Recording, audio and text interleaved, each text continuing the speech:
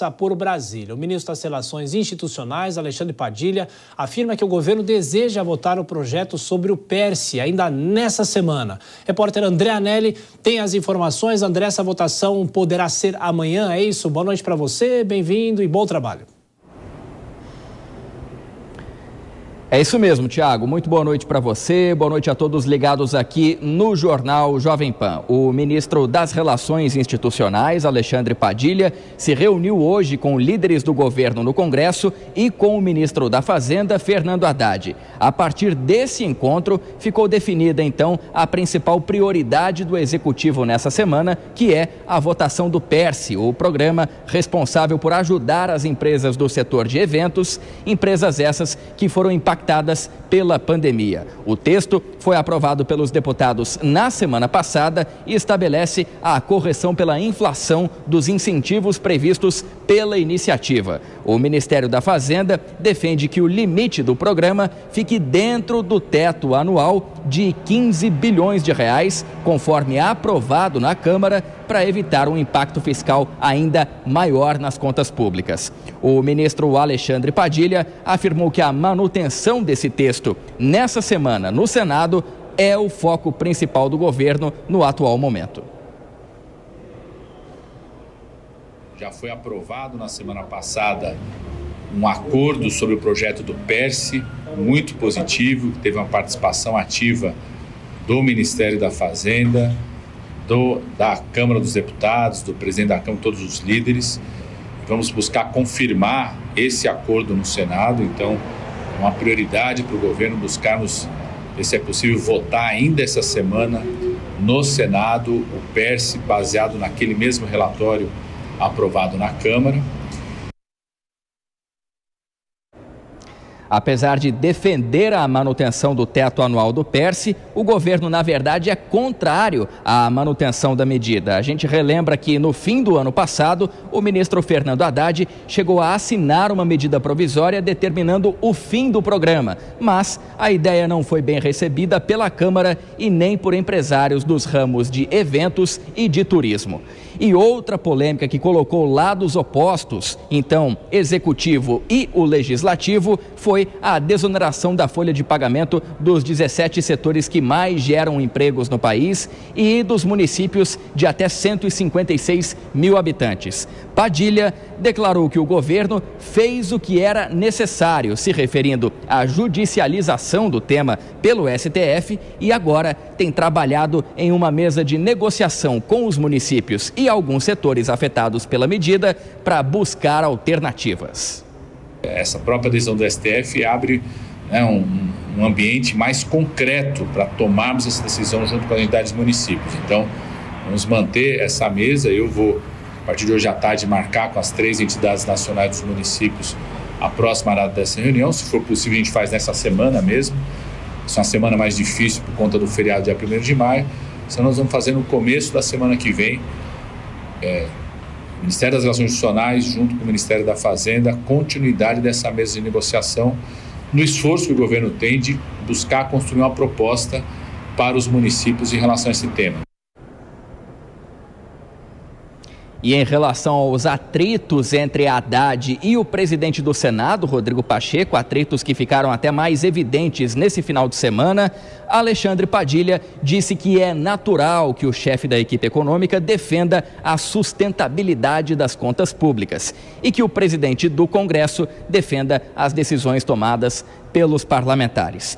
E uma atualização aqui, viu, Tiago? Nesse momento, no Palácio do Planalto, onde nós estamos, o presidente Lula se reúne com o ministro da Fazenda, Fernando Haddad, também em torno desses temas, a desoneração da folha de pagamento para 17 setores e também para os municípios menores e ainda a votação do PERSE, o programa que acaba então atuando na recuperação das empresas do setor de eventos e também de turismo. Até o momento, a reunião continua em andamento, não existe previsão para que o ministro da Fazenda, Fernando Haddad, dê uma declaração a respeito desse encontro com o presidente Lula, que continua ocorrendo aqui no Palácio do Planalto. A gente segue aguardando e segue também acompanhando essa possibilidade de votação do PERSE nessa terça-feira no Senado, Mas a gente relembra aqui que o Congresso Nacional já entra em ritmo mais lento nessa semana por conta do feriado de 1º de maio, Dia do Trabalhador, e é uma ocasião então que os congressistas acabam deixando Brasília e isso pode impactar negativamente,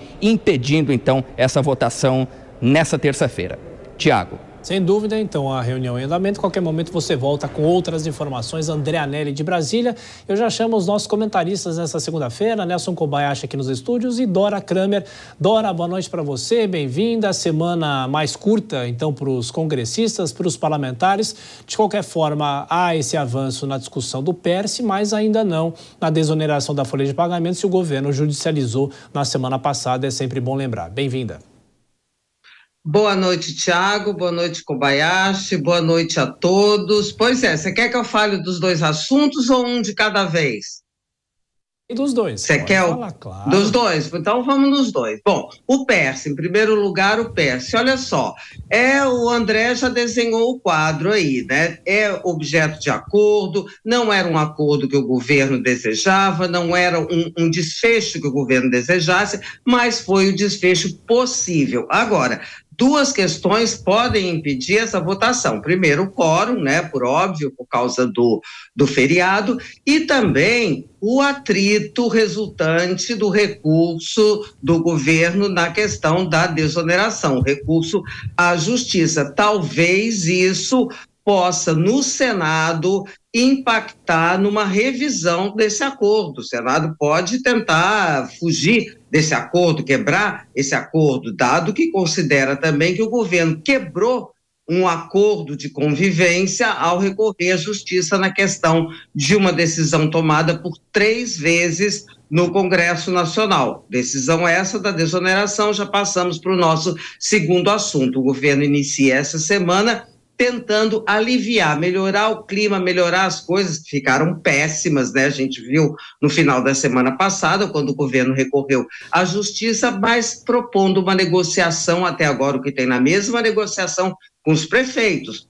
Ocorre que não são os prefeitos que votam, não é? E também são os parlamentares. E também tem a questão dos 17 setores produtivos. Então, o Congresso defende nessa questão, o que está pegando é exatamente a questão da convivência, das relações, do respeito às decisões do Congresso. É com os parlamentares que o governo precisa se entender. Vamos ver se nessa reunião que está acontecendo agora entre o presidente da República e o ministro da Fazenda sai algum vislumbre, alguma proposta de acordo possível com os parlamentares. Pois é, Kobayashi, no caso da folha de pagamentos, houve essa ação do governo. Agora, analisando a lei friamente, havia realmente alguma necessidade do governo judicializar e não tentar um acordo como agora foi feito com o PERSE, que pode ser votado nessa semana? Boa noite. Boa noite, Tiago. Boa noite a toda a audiência do Jornal Jovem Pan. Boa noite, Dora Kramer. A questão da desoneração da folha de pagamento é mais um símbolo da insegurança jurídica que a gente tem no país. Imagine só o empresário, o empreendedor, o investidor, aquele que poderia já saber se nesse ano de 2024 vai poder ou não fazer um investimento que conte com mais empregos, com mais ou com menos funcionários. Não se sabe ainda, é um põe casaco, tira casaco sem fim. A gente já vê essa novela acontecendo há tantos meses, com tantos capítulos, com veto, derrubada de veto, medida provisória, recuo da medida provisória e agora judicialização. E, infelizmente, com um encontro de uma decisão judicial que atende a esse pleito contrário à maioria do nosso parlamento, contrário à manifestação da vontade popular manifesta nos votos dos deputados e também dos senadores. Infelizmente, independente de qual seja o resultado, a gente já tem um saldo negativo, em especial em relação à insegurança jurídica, porque ainda que a decisão final seja pela prorrogação da desoneração, como quis o povo, através de seus representantes, uma coisa é certa, essa decisão é incerta. A única certeza é a incerteza, porque a gente não sabe o que está por vir, o que pode acontecer depois, e isso só faz mal à produtividade, à geração de riqueza, à geração de empregos e, por consequência, à vida do cidadão brasileiro.